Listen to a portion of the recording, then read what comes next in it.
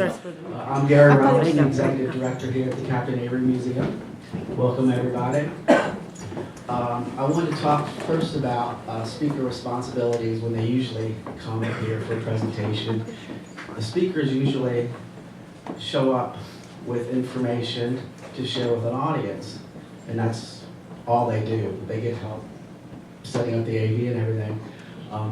Mina called the museum, talked with us, and convinced us of the value of the presentation she wanted to make. Now, I don't know if you guys know this or not, but we rent the space. So people say, I do here all the time. After talking with her, we thought that it would be a good win-win opportunity for all of us. So we said, yes, we want you to come in for the community, and you can have the space for free. So she did that. I also see some caterings involved over here, and it looks like somehow she's got this place catered beautifully. We've got signage everywhere that somehow she all put together. Michael, her son, her brother, was out parking cars a little while ago, so she's got these two involved. And just recently she came in, all the chairs you're sitting in, she personally set everything up for. Well, I've had a lot of help, so. Yeah, well, she convinced a lot of people to work with her. Let's put it that way. When Megan Renevich, the director of the signature program at Southern High School, assigned the students a meaningful subject that they could present to the community in a public forum, what Mina chose is very personal for me too, because I don't know how many of you have suffered from Lyme disease, but I certainly have. I lost 4 months of my life, and I was lucky to be diagnosed early. My neighbor, whose really only crime was having a garden near the woods, ended up in the hospital with organs breaking down before they could figure out what was wrong with it. He thought he was just getting old, but you don't get old that fast. So I think all of us deserve a long life, a healthy life, and the fact that you're all here tells me that you feel the same way, but we have to be armed with information. And Lyme disease is pervasive, it's persistent, and I'm just really, really grateful that Mina chose us to present here today. Would you please give a warm welcome to Mina Ware.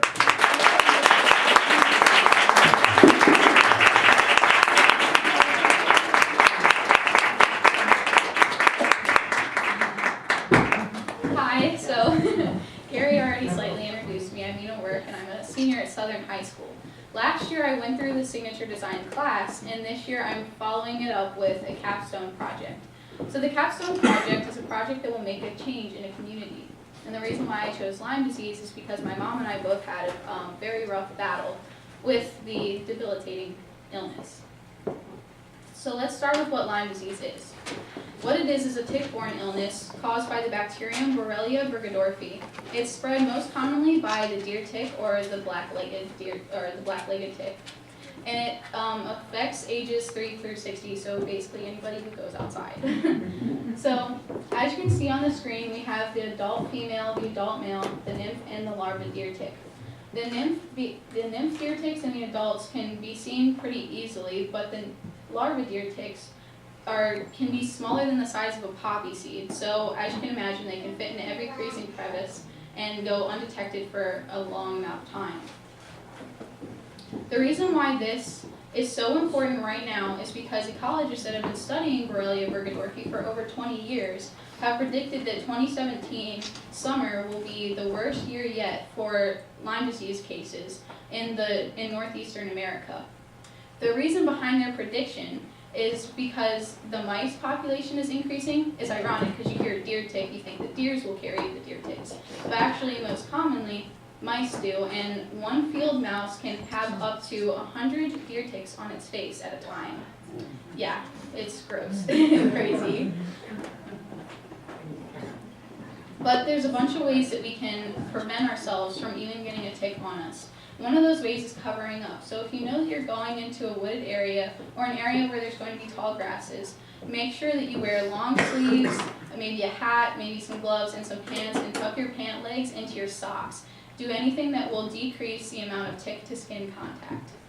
Another thing that you should be doing is tick-proofing your yard, and by that I mean to make sure that your bushes don't get out of control and you cut your grass often, because taller grass needs more ticks. Another thing that you should be doing is if you go outside in the woods or in an area where there's tall grasses, when you get home, you should shower right away, make sure you're checking yourself, checking your children, and checking your pets too.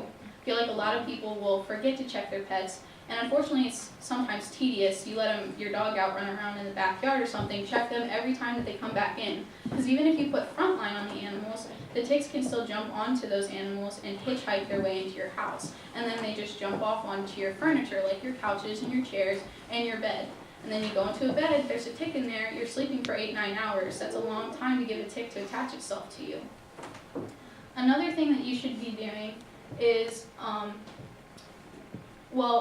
so if you get a tick on you, make sure you grab a pair of tweezers, and you want to get as close to your skin as you possibly can, right near the head of the tick, and slowly pull it out. The reason why you don't want to rip it out or grab it by its body is because the head can easily detach itself, and if you can't get it out of your skin, it can cause an infection. So, the first symptoms of Lyme disease mimic the flu. So, which don't jump to conclusions. Make sure you go to the doctor if you start having flu-like symptoms, and he'll probably tell you that you have the flu. But then you start having the flu-like symptoms 2-3 times a month, and maybe it's not even flu season. That's when you start to become uneasy. So go back to the doctor and talk to them about Lyme disease, because getting checked for it isn't going to hurt you any.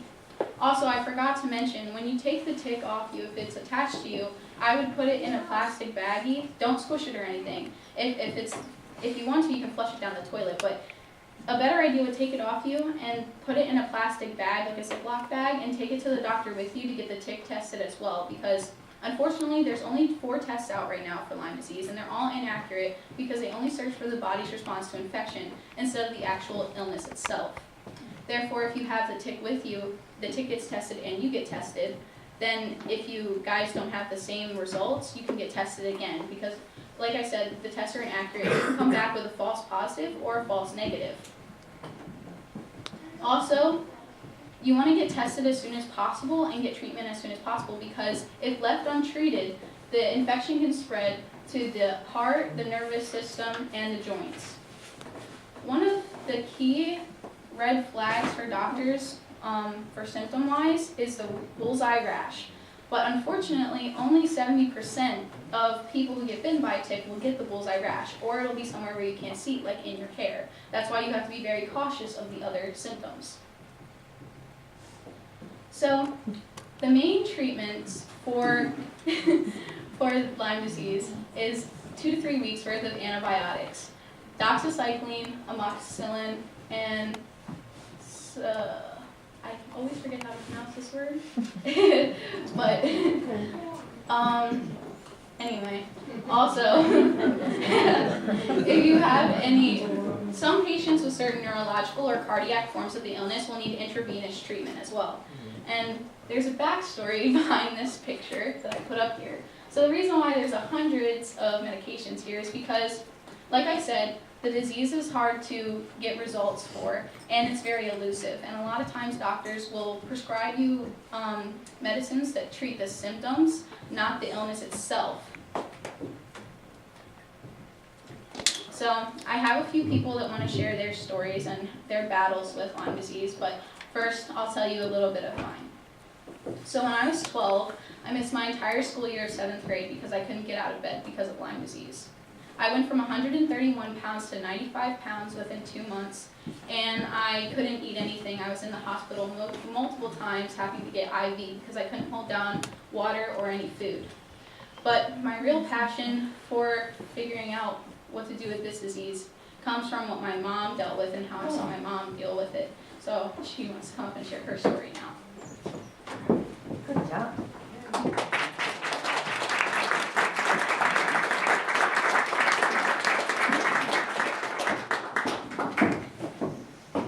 Hi, I'm Tracy Work, as you know, Mina's mom. Trying to figure out what to say today. Of course, I would write a book, but I've told my story many times to many people, so I'm just going to wing it. About 2008, I started just not feeling right. Just off for some reason. Went to the doctor, had some blood tests, vitamins, that kind of stuff. Couldn't figure it out. Went to another doctor. It was just getting worse and worse. Nobody could figure out what was wrong with me. They just said I was old, getting older. I was like, really? Because I'm not even 40 yet. Then Mina started getting sick, and then our blood tests started coming back the same. And I said, whatever we have, it's the same thing. And they said, no, it can't be. You're getting old. Well, we finally found a couple doctors that were willing to do the test, rerun the LYME test. Because my test I had in 2009 came up negative. So 2012 or 2011, they finally run the new LYME test. We get the results early January 2012. Mina and I both have LYME. We kind of figured that. Everybody kept telling us that. My husband, my father, you know, the hunters, fishermen, they already knew people who had Lyme, so they knew that this was probably it. Mina had started doing a bunch of research at 12 on this topic, so she's been working on this for 5 years already, almost 6. So we finally figured it out. Mina starts her treatment. She's still sick and in bed, 7th grade, like I said, and I start mine, and next thing you know, I end up bedridden for several months. Now I'm married, my husband has a job, working, 8, 10, 12 hours a day. I have a 12-year-old and a 10-year-old I have to take care of. It was very difficult. And like Mina showed the picture of all the prescriptions, that's what my house looked like. My bedroom floor had prescriptions on it. The kitchen counter was covered in prescriptions. It was crazy. Because prior to the diagnosis, I was diagnosed with several other, the doctors just kept giving up. I was diagnosed with fibromyalgia. So I had prescriptions for that. That didn't work. Irritable bowel syndrome, restless leg syndrome, couldn't sleep, insomnia. Sometimes I slept too much because I was too tired, I couldn't move. Had no energy whatsoever. I lost a bunch of weight. Then all this medication made me gain a bunch of weight, so it was up and down. Finally, after being treated for several months, and doxycycline and 2 other antibiotics that I took for over a year, I started to get a little better. I was able to get out of bed. I could go downstairs, but then to walk around, even to go out of the house, I had to use a walker to be able to get around. And trying to walk across the football field to watch my son's game isn't very easy when you're trying to use a walker, but we did it. So I just tried to work on what would get me stronger and make me feel better. I had to end up changing my eating habits because of it. I had to go to basically no gluten, or I knew I'm going to suffer from it. I have to cut out anything that has yeast in it because it's just terrible for my system. The antibiotics and the disease ruined my digestive tract, and it still hasn't been able to be corrected to this day. After years of trying to get myself better and able to move more, I started talking to my doctor and going back in time, trying to figure out when I was infected, thinking about the symptoms. Well, it turns out it was when I was 25. I woke up one morning and, you sit up, rub your eyes, and pulled something off my face. It was a tick. I didn't think about it. I just threw it in the toilet. Shortly after that, I had flu-like symptoms, but it wasn't flu season. And then for several years, I would have phantom injuries, like, my leg would swell up, or my ankle, or my shoulder. I couldn't move one day, or my neck. Nobody knew why. I wasn't hurting myself, and it was all because of the Lyme, and none of the doctors could figure it out. They were very uneducated in this fashion, so I had to find a Lyme literate doctor to be able to be treated. So after a couple years of not taking any more medications, because I'm feeling better and I felt the antibiotics now were starting to do reverse and kill me, I ended up developing peripheral neuropathy. I woke up Tuesday morning after Thanksgiving in 2015 and I couldn't feel either of my hands. And by the end of the week, it had moved down into my legs and into my feet. Now, how I describe that is if you're laying in bed, you fall asleep, and your arm falls asleep, you get that tingling feeling in your hand. And right when that pain starts to set in, but you're still tingling, that's where I am 24/7, through my entire body now. So now I'm back on medication for the peripheral neuropathy, and they've told me it's incurable.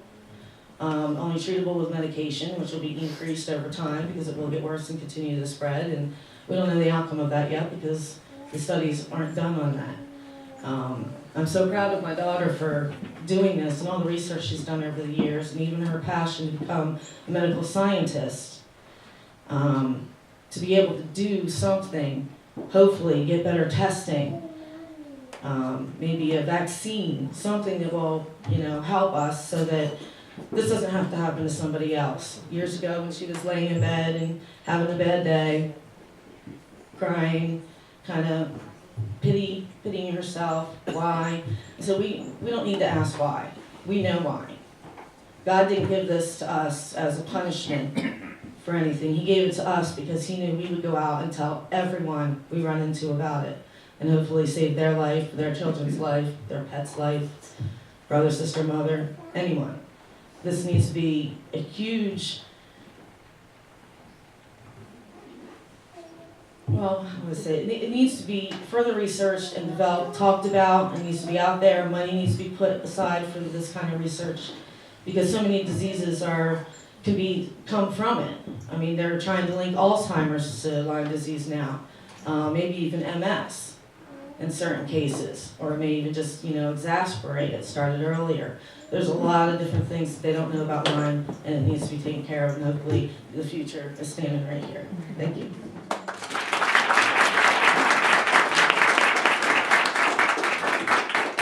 I'd like to now bring up Sam Cheney, who's a resident of Calvert County and well known in the South County area, and I can tell his story. Hi, everybody. I think this is the first time I've talked to more than 3 people at once. But this Lyme disease is terrible. The tick bit me July of 2013, just below my belt. And I knew it was there, and he was so deep, I had to take my little pocket knife and dig him out because I couldn't get it with tweezers. And I was looking for the rash or the bullseye and stuff every day, and I had none of that. I had a little red spot that was gone in about a week. So I figured, well, what the heck, I'm okay. And like I say, that was July of 2013. Long about January, February, I was down in Fort Lauderdale for the winter, and just all of a sudden, I didn't want to do anything. I just completely lost my energy. But I was lucky I didn't have the flu symptoms and joint pain or anything. I just didn't want to do anything anymore. And of course, I'm sitting there figuring that I'd never been 70 years old before, and maybe that was part of that. So I got back up here in Maryland the first week of April. And by this time, I had lost my short-term memory. Now, I didn't do that. Mic drop. Dropping mic. I hope it still works. But I lost my I had short-term memory. I was getting disoriented. I had vertigo spells and couldn't sleep. Completely lost my appetite. And I'm sitting there watching the evening news one day, and it came on there about Lyme disease and how Maryland is the #1 state for cases with Lyme disease and all. And they started naming the symptoms off. Of course, the first one they said was joint pain, then the flu-like symptoms. Then it comes up this being totally exhausted all the time, short-term memory gone, everything that I had. So I'm listening to that, I was, So I called my doctor the next day.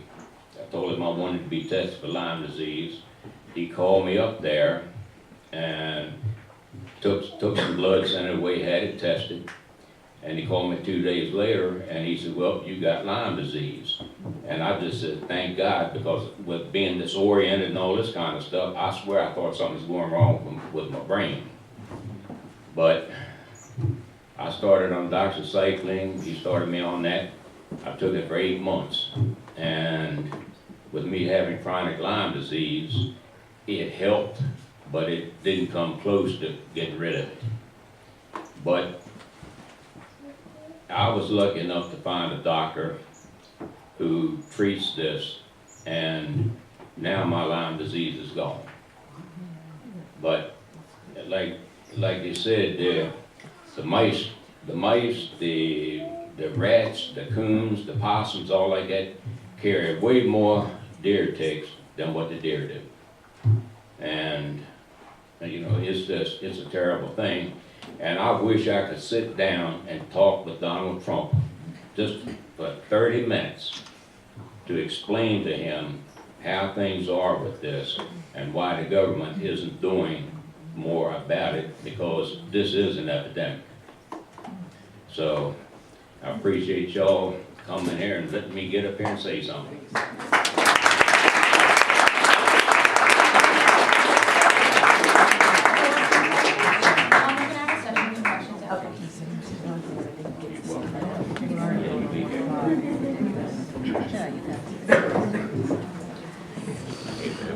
So I invited Anna Cheney here, and she and Harrington on the Bay provided lovely food, and she has some awesome food knowledge for us, because as my mom was kind of hinting to, the food is a really big deal when it comes to Lyme disease and how it affects us. So she's going to go ahead and share what she knows about it.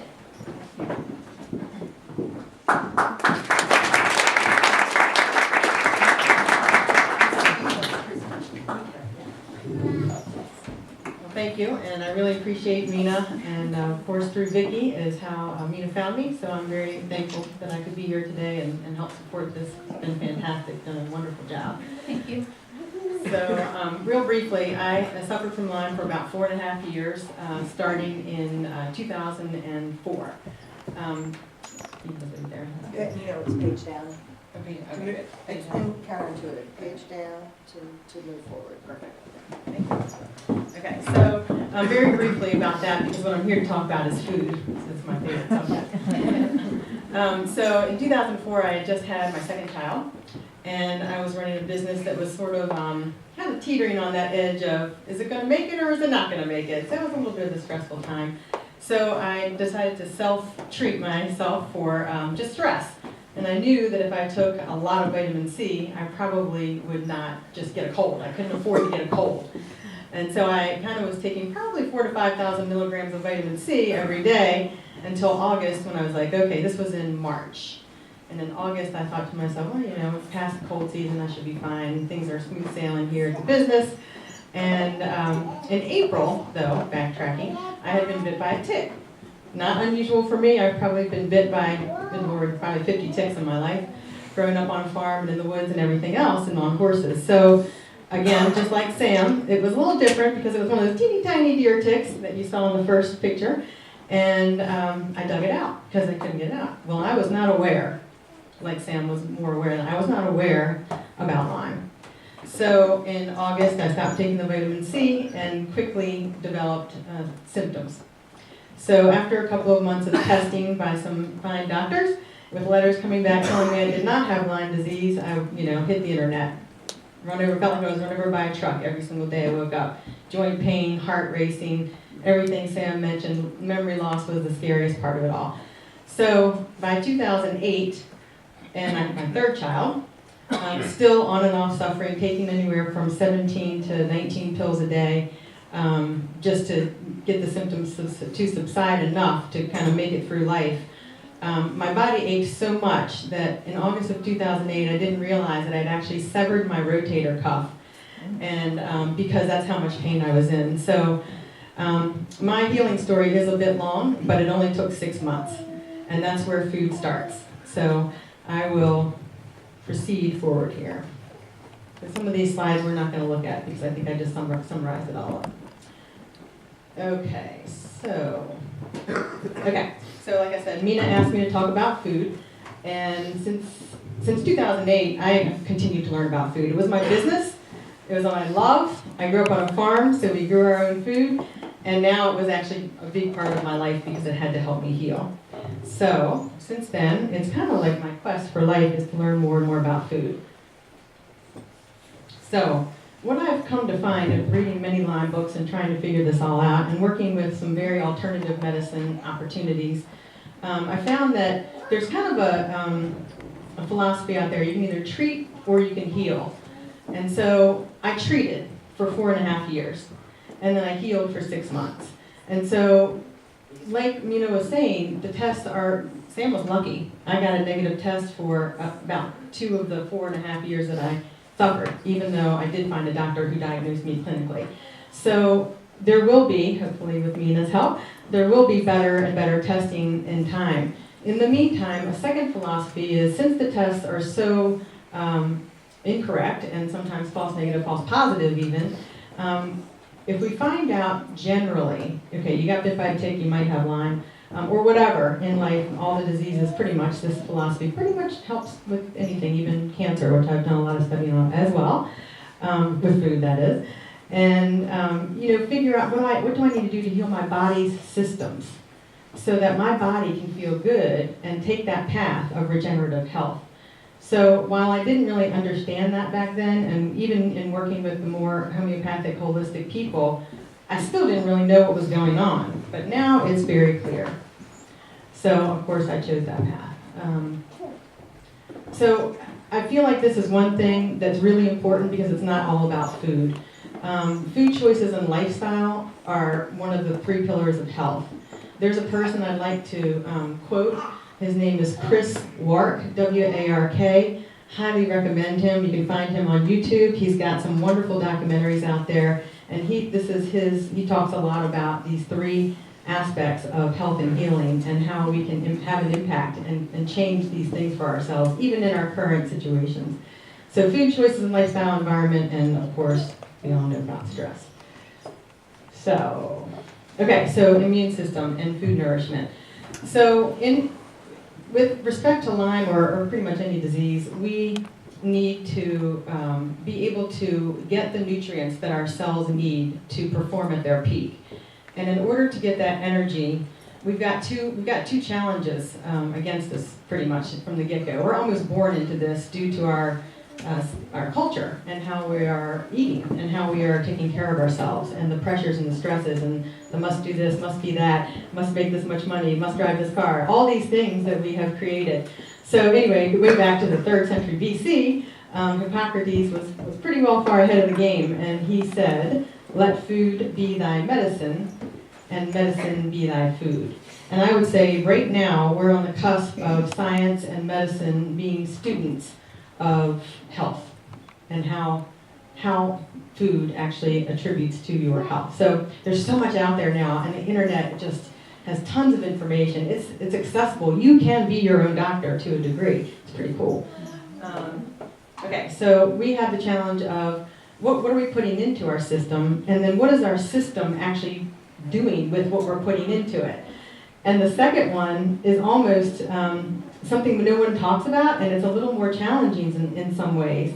Our guts have been affected tremendously. I think Sam mentioned about the antibiotics, and I think Mina's mom mentioned very much, Kim, about the antibiotics and what it did to her system and how she could no longer digest gluten based on probably what the antibiotics did to her gut. So we can put great stuff in, and if we put great stuff in, but our guts are so unhealthy and unable to digest what we're putting in, we're only kind of going halfway. So this is where this good stuff comes in, because you actually can control this. And I did want to point out my friend Carol Heckman in the back of the room here. She's a registered nurse, and she has helped me tremendously in my quest for health. She does something quite unique called the Zytoscan. I'm not sure if she's going to stick around afterwards, but you might want to talk to her about that. It helps you really identify what your body needs, not what the whole world needs, but what you specifically need to help you heal your gut so you can actually digest all that good stuff you're going to give it. So what are the basics? Let's get to the chase. So before 2004, I actually did not do that. I went on a mountain bike ride though. And this was a graphic that somebody found for me. Like, that's not quite what I was looking for, but it's good. So prior to this whole issue that I got to deal with, this Lyme disease, it also changed my life and allowed me to do something that I was very passionate about, was I kind of was living to eat. I mean, I loved food. I still love food. However, I went to South Carolina, real quick story, rode a bike, top of a mountain, and the whole point of the ride was called the Sticky Bun Ride. Sticky Bun Ride. So when you got to the top, there was this bakery waiting for you, and you just got to eat this beautiful sticky bun, just with all the syrup and all that. It's warmed up and a big cup of coffee. Oh man, I would have ridden that mountain 20 times just to get that sticky bun. And unfortunately, or fortunately, as it probably really is, in 2000 and, let's see, 8, so it was, yeah, 2008 to 2009, in 6 months. So in February of 2009, I was off of every single pill, and I was also never eating sticky buns again.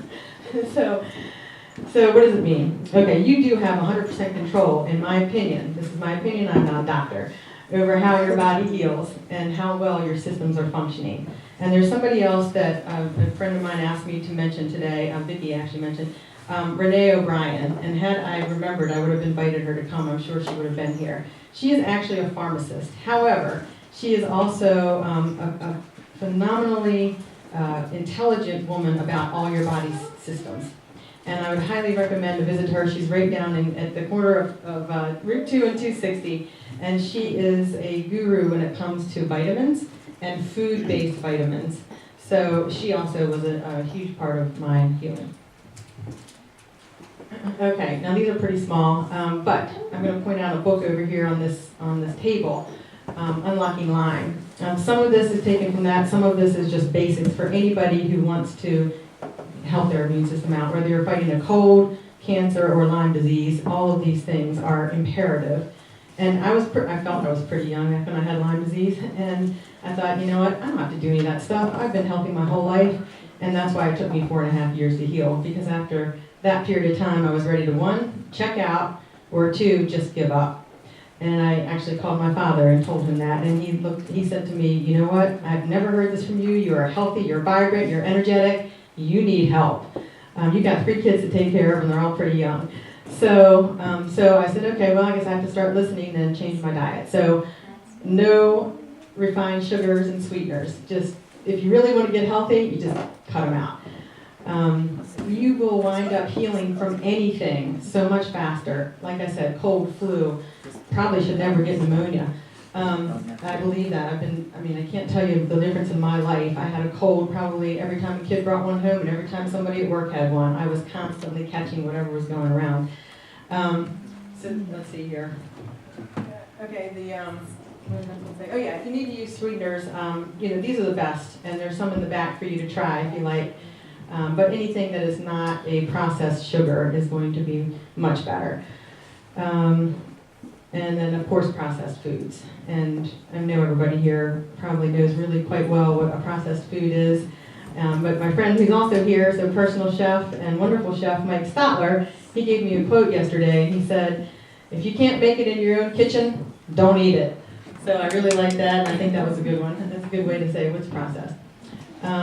So what should you eat more of? Whole foods. And again, this is just basic general health. We hear it all the time. And really doing it is a different thing. But once you do, you kind of don't want to turn back.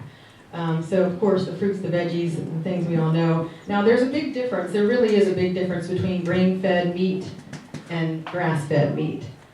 And there's also a big difference between organic and non-organic. And I know it sounds really difficult sometimes because you think about the money. And you think, I can't really afford to do that.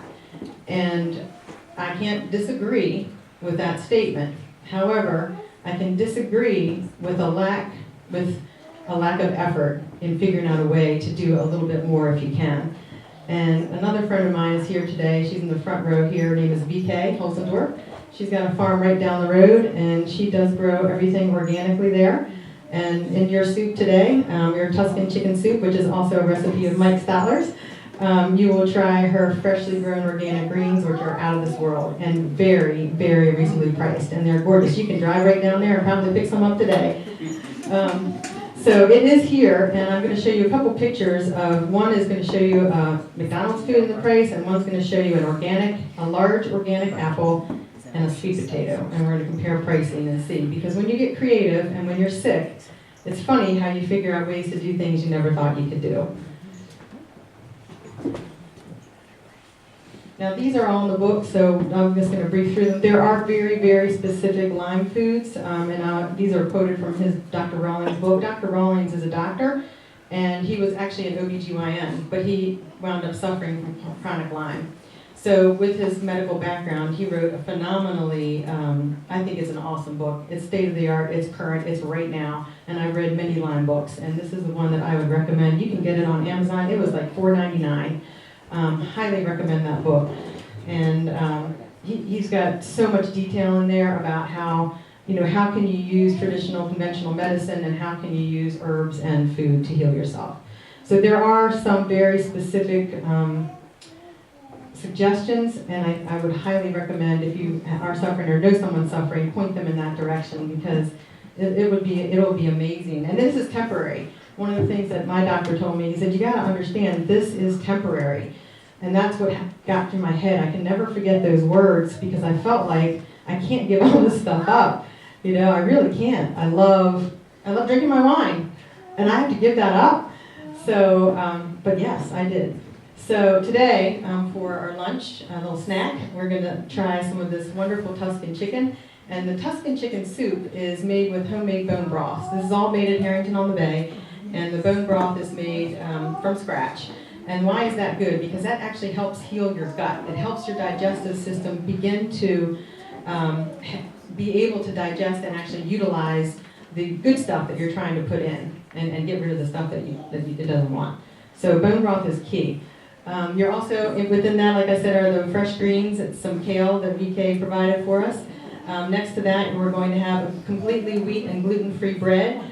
Now, as many of you know, some of those breads are a little different, a little more dense, but this one is made with all 100% coconut flour. And we do have some fresh butter. Of course, oils are recommended to be minimized in a Lyme diet. However, this is 100% butter. Very, very, very important. Any types of refined vegetable oils or spreads or margarines are actually damaging your gut. They are not good for you. Real butter is what you want. So if you want to put a little bit of that real butter on there. I use a lot of butter. Go for it. It's all good. When I was, Moderation, it's all moderation. Butter's better. I ain't got time for Butter's better. The red quinoa bowl is next in line, and that's just a little sample. Red quinoa is a gluten-free grain, a fantastic ancient grain, and with that we have some roasted vegetables. Dr. Rawlings does recommend, and when you're healing from Lyme, that you generally eat cooked vegetables, preferably steamed. Oh, by the way, you can saute without oil. You just put a little bit of butter. Yeah. But you can start it off Chicken with. schmaltz. You can use definitely bone broth if you're not vegetarian. You can use vegetable broth. And really, the oils aren't necessary, and I would highly recommend that too if you're trying to heal from anything. And then it's got some roasted vegetables in there and some more kale. Yeah. And then lastly, for a little treat, we have Chef Bill's homemade Greek yogurt from the kitchen, and also his homemade granola, all gluten-free. Obviously, that is dairy. So in Lyme, it is recommended that you do avoid dairy for a time, and it could be 2 weeks, it could be 2 years, but whatever that time frame is for you, it was 6 months for me. And then fresh water from here, and then we do have the green tea, which I brewed from a little box over here that's on the table. That is a Whole Foods product. It was about $4 for that entire box, and if I didn't use a whole bunch of tea bags in there, that probably lasts me at least 3 or 4 months. But green tea became a staple of mine. It's got something in it called polyphenols, and the polyphenols are, actually Carol could probably talk about this a lot better than I could, but they are an antioxidant. And that's something that, if you want to choose something that has a teeny tiny bit of caffeine in it, because it is recommended no caffeine, that I would highly recommend green tea. That was my go-to because I had been a vehement coffee drinker. So it was tough to get that one up. So just some more great suggestions here from Dr. Rawlings. And again, this is extremely temporary. Things to avoid. You can see that pretty clearly. That's a little bit bigger. Soft drinks, fruit drinks, coffee, beer, wine, and other alcoholic drinks to avoid. Salad dressings with soybean oil specifically. But you know, it's almost a lot of it's common sense, and then some of it is, wow, I didn't know that. So here, I hadn't been into a McDonald's for 20 years, and the story is because when I was in college, it's been a long time ago, something really grotesque happened there, so I won't tell you the details of that maybe afterwards. But since that day, I never walked in again. But I needed to go in just to see what it was like. So I went down to West Street a couple days ago just for this presentation. I took a picture, I bought something and took a picture. And the people in there were like, why are you taking pictures of McDonald's? I said, oh, I don't know, let's take a picture. So anyway, this is a McDouble and a small fry. And it was some kind of deal, like $2.50 all day long or something like that. And let's see here. Oh, I'm going to go to that slide. Oh, because I'm going to it. Okay, so here's the invoice, and it was a little receipt there. It was $2.65. Pretty cheap.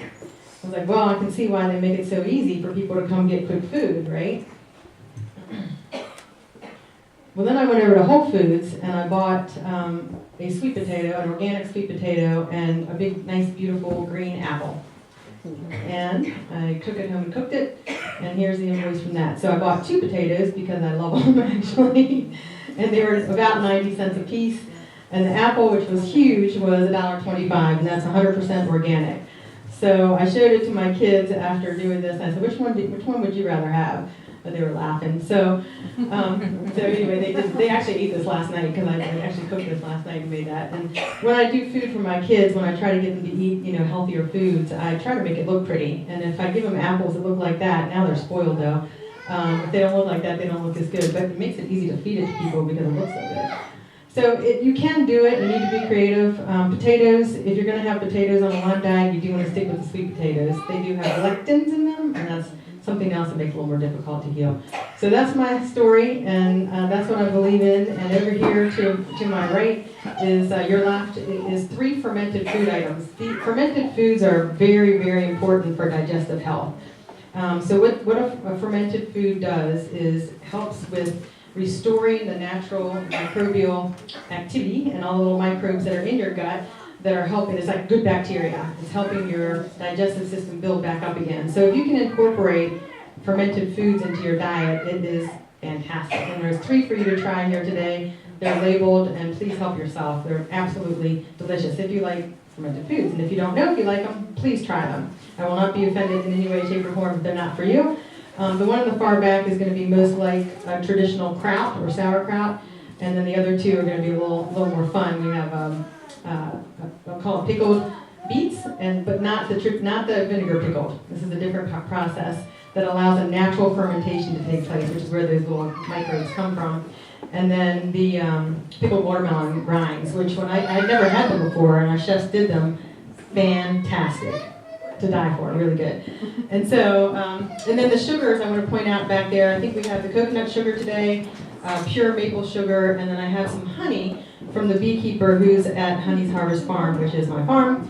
And it is raw honey, and it is local, which they say is a little bit better to have if you're going to have it, kind of honey. And I think that is everything that we're enjoying today. The salt and salt shaker is called Real Salt. Highly recommend that. It's in every grocery store. It is a natural salt, so it's not an iodized salt, and it's going to have the natural minerals that salt provides for us. So, naturally, of course. So does anybody have any specific food questions, any allergies that you want to ask me about before you enjoy some of the samples? Okay. And I am happy to talk more at any point in time if anybody has any questions in the future at a different time. I think we might have put it on there. Let's see that. Okay. So that's me, and you can find me on Facebook. I'll be putting posts all the time about healthy foods and where to get them locally and how to get them cheaply and things like that, or for value, I should say. And also, we have a little sign-up sheet up on this little table if anybody is interested in future LYME-specific or cooking classes and events. Chef Mike is interested, and we're working together to plan a couple of those this summer. And I know we have some great sources of food from VK. And I know my expert friend in the back, Carol Heckman, will be helpful as well. So hopefully, maybe we'll see some of you. Anna, I have a question. Okay, Mike. Do you, does anybody, you or maybe you might have some, any information on foods being able to help heal with the alpha-gal? This is the new big thing that's out. I know 10 people myself that have been affected by that. My suggestion, and I know we're doing questions after this, I think we're going to take a break and have a snack, and then we're going to sit down for questions if anybody has any for Mina or anybody else who spoke today. Well, this is my belief, and I would definitely refer to a medical doctor on this one. And from my research and my studies, it's all, I mean, this is going to sound a little bit trite, if you will, and I don't mean it to sound that way at all. And I think it's the truth. And that is that pretty much, like I said, before this, is almost any disease that you're fighting. There are very specific recommendations that I think somebody who specializes can give you. However, your job, you are in control of your body, right? So your job to take care of that body is to figure out how your systems are currently functioning and what they need to function at their peak. And there are wonderful people out there that can help you with that. I've got a whole list of them, believe me. If anyone wants them. And at the bottom line is you need to heal those systems. And the answer is somewhat the same. There are so many fantastic documentaries out there about cancer, and they are just like Lyme, just like alpha-gal, just like anything else. So if you heal from within, your body can fight all of these things. It can. Absolutely. So, Yeah. You have two that's my controllers, answer. by the way, a right one and a left one. And food is thy medicine. So Anna, I've really gotten into fermented food, and there's lots of local sort of people who are doing fermented food and selling it. But do you have any good recommendations of what you need to look for when you're buying fermented foods and where to buy it? I do, and I know Mike will probably like to answer that. I don't know, Mina, would you prefer to have the snack, or should we answer this one real quick and then have the snack? Is that You okay? can answer Okay. it if you want to. So what I would look for is definitely do not buy any fermented food that is not refrigerated. If it is not refrigerated in the grocery store, it has not been lacto-fermented. It is not natural. So in order to stop the fermentation process, because it is a natural process, it needs to be refrigerated. So if it's on a shelf and shelf stable, it has not been lacto-fermented. It probably has no good beneficial things for you whatsoever. In fact, it might be counterproductive to your health. So it probably has preservatives and other things in there that you really don't want to have. The other thing that I would look for on the label is the actual ingredients. Just read the ingredients. Anything that you don't know what it is, stop and look it up. Most people have a smartphone now. It probably doesn't need to be in there, because anything lacto-fermented should be something that's from the earth, really, and water. So, Mike, did you have another answer to that? The best place to buy fermented things are to go visit VK, buy some fresh vegetables, take them home, and ferment them in your kitchen. And I think Chef Mike will teach you how to do that, because it really is very, very You're gonna have simple. a class on that, right, Mike? I certainly can. So there are several local ones. Oksana is on the Eastern Shore. She goes to the Annapolis Farmers Market. You can also find her products now in some grocery stores. Has anybody here ever heard Chesapeake's of Bounty. Chesapeake's Bounty in North Beach? Okay, good. I love So, shopping there. so right down in North Beach, they stock her fermented foods, and they are fabulous. I actually think that I might have one here with me today. It's not out here, but I think I may have one of them.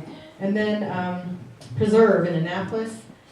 They have wonderful fermented foods, and they sell those at some of the local stores as well in Annapolis. One of them is called Rutabagas, which is a smoothie and juice and really, really good healthy cafe that I highly recommend in West Annapolis. And you can buy Preserve's prepackaged fermented foods there. Under the name Cabbage Alley, I think. Under the name Cabbage Alley. Yeah. Thank you. So is that good? Should we have something snacks? Okay, please come join us.